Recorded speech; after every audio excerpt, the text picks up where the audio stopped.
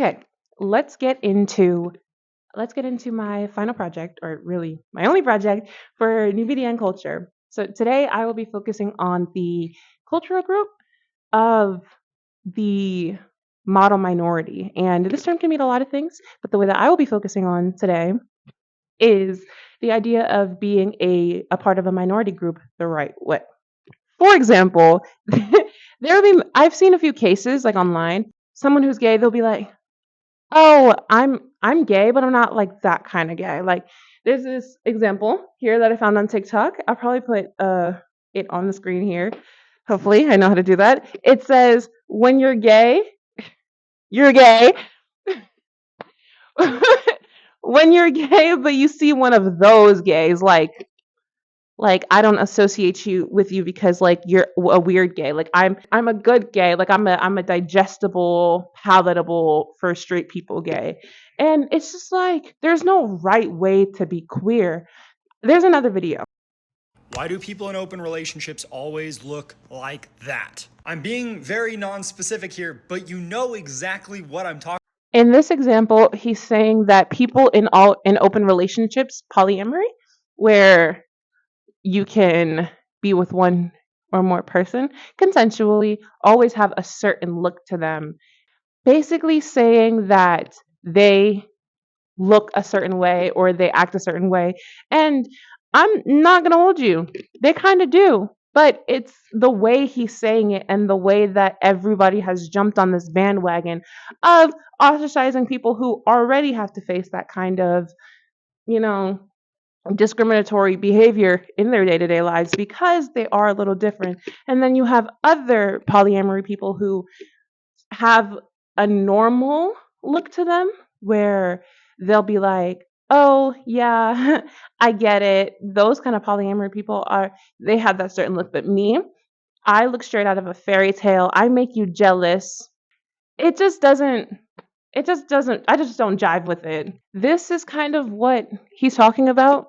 The listen, I'm all for making fun of white people, but these people are just having fun on the internet. I don't know. You don't know these people. You don't know their lives. You don't know what they've been through. You don't know anything about them. Just that they look what you deem to be the certain uniform of a polyamorous or someone with an open relationship. And you decided that was enough to make fun of them because because they're different from you. Discrimination is such a slippery slope because once you say, "Oh, I'm going to discriminate this person for being polyamorous," or "I'm going to discriminate this person for looking this way," and then they're not going to stop. You can't go, "Oh, I'm going to discriminate this person for something that they can't really control," and you stop. You're going to discriminate the next person for something they can't control until you're discriminating everybody or hating on everybody and you're a racist, homophobe, bigot. Yeah. Which actually brings me to my next point.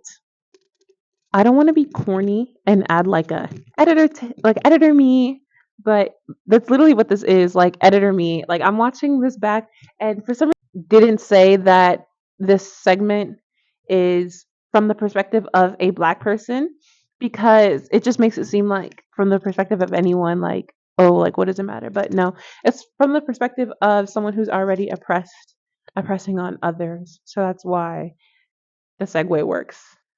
I never thought the leopards would eat my face. And you might be like, what are you talking about?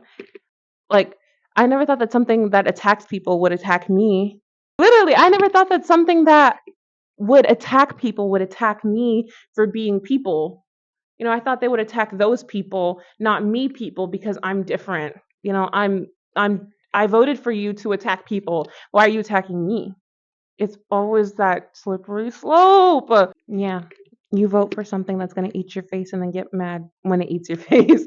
I don't know why I'm whispering, but this is something that's so crazy to me because people will vote against their own or they'll preach against their own interests like, "Oh, yeah, I'm not one of those kind of black people where I I yell in the streets, I do this, I do that." Same thing with feminism. This wasn't my script, but same thing with feminism. People will be like, "I'm not a feminist. I actually hate feminism." Girl, the fact that you're saying you're not a feminist was given to you by feminists. The I'm I'm wearing pants right now. That's feminism. I'm at a university. Say you're not a feminist all you want, but a lot of shit, I mean, a lot of things given to you is feminism. So,